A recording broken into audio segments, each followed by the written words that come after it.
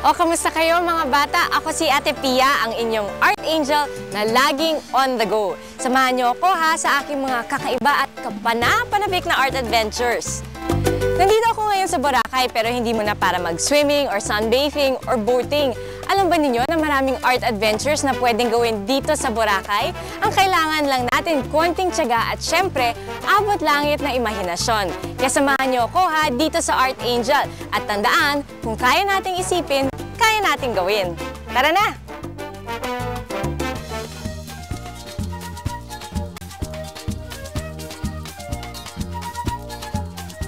Grabe, okay talaga dito sa Boracay. Ang ganda-ganda ng tanawin. Yung dagat, sobrang asul. Tapos yung hangin, presko talaga. Yung tao, masasaya. Ay, teka, ba't parang umuulan ng buhangin? Ay, bata, bata! Naku, bata, bakit? Anong nangyari? Kasi kanina ako gumagawa ng cast, hindi nga kasi mabuo. Ay, hindi bali, huwag ka mag-alala. May nakita ako kanina doon, gumagawa ng mga sandcastle. Baka pwede nila tayong tulungan. Ha? Puntahan natin. Tara.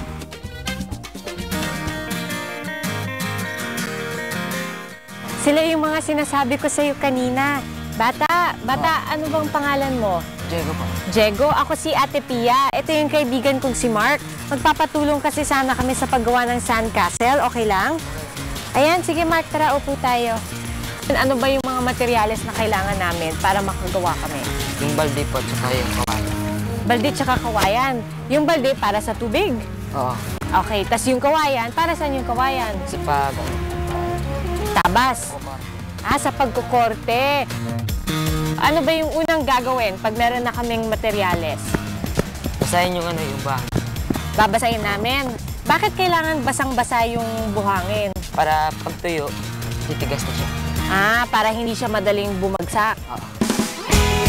Inilulubog muna ni Diego ang buhangin sa isang balde ng tubig bago ito ilagay sa pwesto para maging mas siksik at mas matibay ito.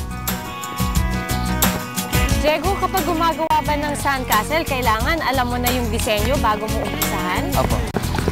Balak ni na Diego gumawa ng isang palasyong may mataas na tore na napapaligiran ng 4 pang tore.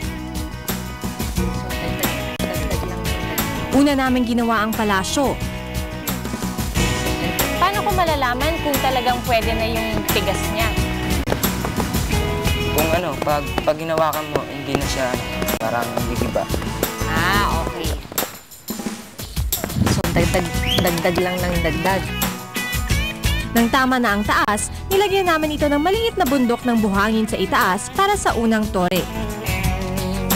Gumamit kami ng kawayan para ayusin ang hugis at maging makinis ang palasyo at tore.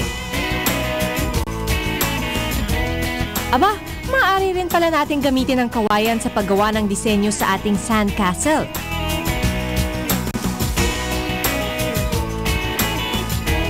Pwede itong ipang-ukit o pangguhit ng mga bintana at pinto sa gilid ng palasyo at tore. Di nagtagal dahil sa aming tiyaga, imahinasyon at pagtutulungan, natapos din namin ang palasyo ni Diego at natuto pa si Mark na gumawa ng sandcastle. Ayan, Mark, ang ganda-ganda ng sandcastle natin. Nagustuhan mo ba? Opo. Mabuti naman ako, Diego. Maraming salamat at tinulungan mo kami sa paggawa ng sandcastle. Kayo rin, maraming salamat ha. Sige Mark, maiwan na muna kita. Sige po. Ayan mga bata, tatandaan nyo ha, hindi naman kailangan komplikado ang inyong sandcastle. Simpleng-simple lang at ang ating kailangan lang, isang balde, kailangan natin ng tubig at kung ano-anong gamit na pwede natin gamitin para sa pagkorte ng ating sandcastle. At syempre, kailangan rin ng imahinasyon. So sa susunod na pagpunta ninyo sa beach ha, gagawa na kayo ng sandcastle. Paano gumawa ng sandcastle? Mga kailangan. Maraming buhangin kaya kailangan nasa beach tayo. Kawayan para pang-ukit at pangguhit ng disenyo at timba para panghakot ng tubig. Paano gagawin? Kapag nakapili na kayo ng pwesto sa beach, umpisahan na ang sandcastle. Una, basain ang buhangin habang pinagpapatong ito para maging siksik at matigas pag natuyo ito. Para mas maging matibay, ilubog muna ang buhangin sa tubig, saka ito ilagay sa pwesto at lagyan ng hugis. Gamitin ang kawayan na panghugis, pang-ukit, pangkinis at pampantay sa buhangin. Pwede rin itong gamitin pangguhit ng disenyo. Ilang minuto lang, may sandcastle na tayo.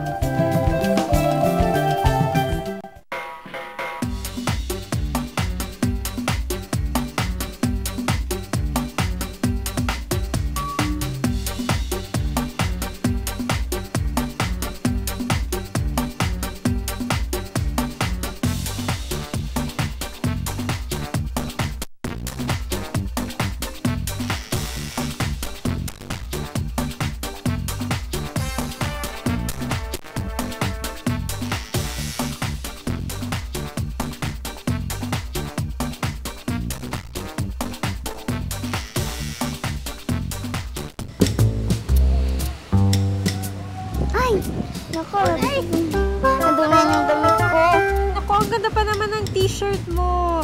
Hey, inibale, sige, may kaibigan ako. Marunong siya mag-tie-dye ng t-shirt. Alam mo kung ano yung tie-dye? Hindi. Sige, huwag kang mag-alala. Basta palit tayo, tas bigay natin sa kanya, tas pag na-tie-dye niya, mas mapapaganda pa niya yung t-shirt. Okay? Ay, ayan na pala si Jenna. Jenna, ito si Kuya Oscar mo. Siya yung sinasabi ko sa'yo. Kasi may problema si Jenna. Pakita mo yung t-shirt mo kay Kuya Oscar. Oo, namantsahan. Oo, paano yun? Pwede pa ba natin tong mapaganda? Pwede. Ang tindi kasi nung mancha eh. I-tie-dye natin, no? Sige, pwede mo ba kaming turuan? Pwede. Okay. Ano ba yung mga materyales na kailangan pag Kailangan, tie-dye? kailangan yung pangkulay. Tapos, yung tubig na mainit. Gano'ng kainit yung tubig natin? Hindi naman kailangan magpainit ka ng magpakulo. Yung galing sa thermos, pwede na. Sige. Basta medyo mainit, pwede na yun. Tapos yung rubber band, tapos yung panali. Okay. Pwede rin panali o kaya rubber band. Tapos gunting din. Para dun sa pantali natin. Yung asin, saan natin gagamitin yung asin? Ihalo natin to sa kulay para mas matingkad pa yung kulay at saka medyo matagal siya mawawala kahit labhan mo. Teka muna! Tandaan, mag-ingat kayo sa mainit na tubig. Humingi kayo ng tulong kay ate o kuya o sa nakatatanda. Huwag na huwag nyo ring isusubo ang dye dahil ito ay nakalalason. Kukunin muna natin yung bandang may mancha tapos yun yung hindi natin tatalian para yun pumasok yung kulay. So, dito tayo sisimula. Tatali natin, no? Okay. Kailangan mahigpit yung tali? Dapat. Kung hindi kaya ng mga bata, pwede silang magpatulong sa mga katanda sa kanila, no? Okay. So, yung parte na hindi tinalian, doon pupunta yung kulay. Kaya kung saan na yung gusto mong kulayan, doon lang dapat yung tali. Para lumabas ang disenyo sa t-shirt na tina-tie-dye, kailangan talian ng ilang parte nito. Ang mga tinaliang parte ang siyang hindi malalagyan ng dye. Dito, parang magic, nalilitaw ang disenyo sa t-shirt. Pwede rin akong gumamit ng rubber band, ano? Pwede rin gumamit ng goma o rubber band para talian ang inyong t-shirt. Ang magiging disenyo ng t-shirt ay depende sa dami ng tali o rubber band na gagamitin ninyo. Magmimix na ako ng kulay sa tubig. Okay. Hanggang ilang kulay ba ang pwede nating ihalo dun sa tubig natin? Kahit ilan. Basta separate lang yung paghahalo. Pwede rin kayo mag-mix ng iba't ibang kulay sa isang lalagyan. Sa isang lalagyan. So, pwede rin magkakahiwalay yung lalagyan natin. Makatutulong ang asin upang mabilis na kumapit ang dye sa t-shirt. Hindi rin agad ito kukupas kapag nilabhan. Pagkatapos nating talian ng t-shirt, pwede na natin itong ilubog sa dye. Tandaan, magpatulong kina ate, kuya o kung sino mang nakatatanda. Ito nga't si Kuya Oscar ang gagawa nito para sa amin. Sa dye. Para sa t-shirt ni Jenna, ilulubog muna natin ang parteng may mancha sa asul na dye. Habang pinatutuyo ang t-shirt ni Jenna, ang t-shirt ko naman ang ilulubog sa mas malaking lalagyan para i-tie-dye ito ng buo. Sige. So mga bata, paalala lang ha, huwag niyong hahawakan yung dye dahil dumidikit yung kulay sa inyong mga kuko o sa inyong mga kamay, mahirap din siyang tanggalin. So ingat lang tayo ng konti.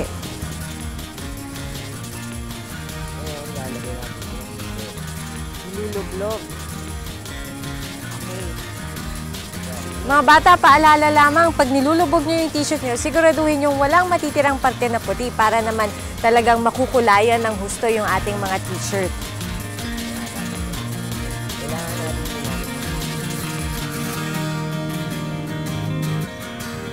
Tapos, anong gagawin natin pagkatapos nating haluin ng mabuti yung ating t-shirt? Patutuyuin natin to. Tapos, pag tuyong-tuyong-tuyo na siya, pwede natin tanggalin yung tali. Pagkahalo ninyo dun sa t-shirt ninyo dun sa dye, ang gagawin nyo, sisiguraduhin nyo muna na tuyong-tuyo siya bago nyo tatanggalin yung tali. Kami ngayon, ang gagawin namin, tatanggalin lang namin yung tali ngayon para makita nyo yung ginawa naming t-shirt sa araw na to kasama ni Jenna at ni Kuya Oscar.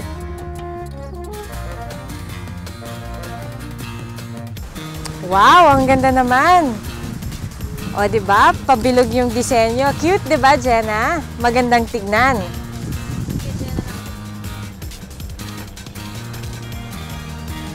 Yung kay Jenna, hindi natin nilubog yung buong t-shirt, kaya isang parte lang ang magiging kulay asul.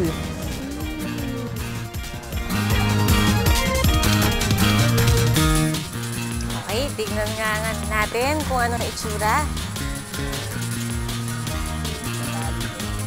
Pwede ring dagdagan ng iba pang kulay ang t-shirt ni Jenna. Kailangan lang talian ang parte na may kulay na. Tandaan, kailangan ilubog ng mabuti ang mga puting parte ng t-shirt para makulayan ito ng husto at huwag ilulubog ang parteng may kulay na.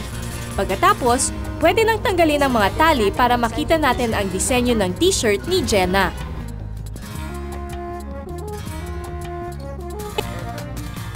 Wow! Ang ganda naman ng t-shirt mo, Jenna. Nagustuhan mo ba yung t-shirt? Oo, salamat Ate Pia. O, di ba hindi nakita yung mancha? Okay, so yan mga bata, meron na kayong solusyon para sa mga t-shirt nyo na namantsahan. Hindi ibig sabihin kailangan itapon o gawing basahan. Pwede pa natin pagandahin sa pamamagitan ng tie-dye. Paano mag-tie-dye ng t-shirt? Mga kailangan, iba't ibang kulay ng dye, asin, tali o rubber band, gunting, mainit na tubig, at t-shirt. Paano gagawin? Una, talian ang iba't ibang parte ng t-shirt gamit ang tali o rubber band. Tapos, sa isang lalagyan na may mainit na tubig, ihalo ang dye na nais ninyong gamitin. Pagkatapos haluin ang dye, ilubog dito ang inyong t-shirt. Siguraduhin nakalubog ng mabuti ang buong t-shirt. Patuyuin ito at saka putulin ang mga tali.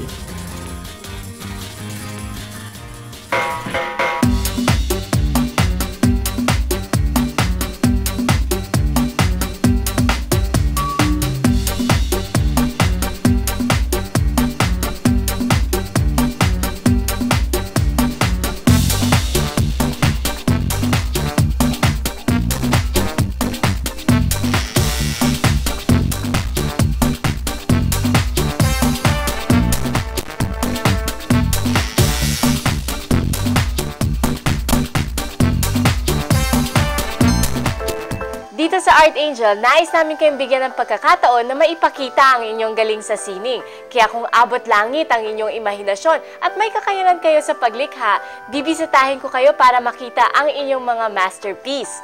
O kayo, meron ba kayong likhang sining na gustong ipagmalaki? Itawag nyo lang sa amin dito sa Art Angel sa 927-8792 at bibigyan namin kayo ng pagkakataon para sabihing, art ko to!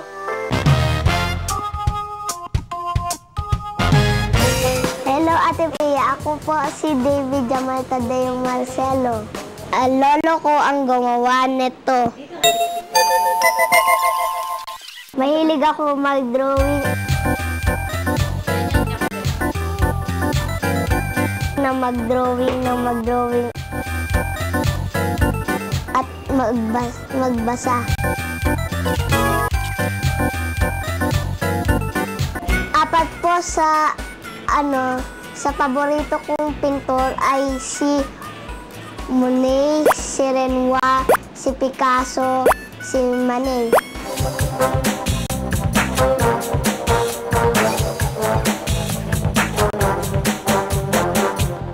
Gawa ko po ito kasama si Dada at saka si Gabe para kay nanay. Bye-bye! Bye-bye!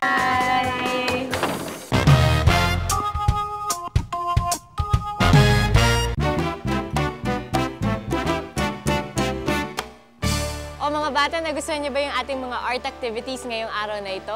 Di ba nakakatuwa at simpleng-simple, kayang-kayang gawin? O baka naman meron na kayong sariling art projects na gusto niyo ipagmalaki. Sasama namin yan sa aming art collection dito sa Art Angel. Ipadala niyo lang sa amin dito sa Art Angel, care of GMA 7, sa GMA Network Center, EDSA Corner Timog Avenue, sa Diliman, Quezon City. So sasamahan niyo ulit ako hanggang sa susunod nating art adventure. Tandaan, kung kaya nating isipin, kaya nating gawin. Ako si Ate Pia Arcangel, ang inyong Art Angel.